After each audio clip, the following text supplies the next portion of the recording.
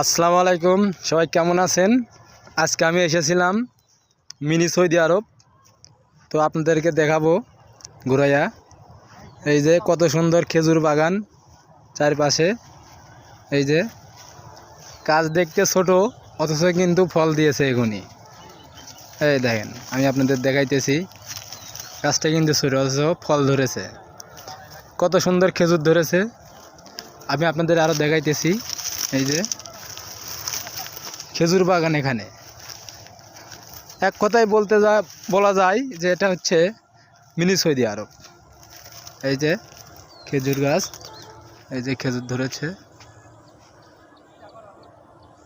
এই যে আমি আপনাদের আরো ভালো করে দেখাবো, দেখেন কত সুন্দর ধরেছে খেজুর। এই যে বাদা বাদা ধরেছে। তো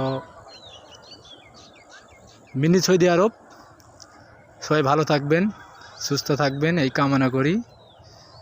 আল্লাহ হাফেজ।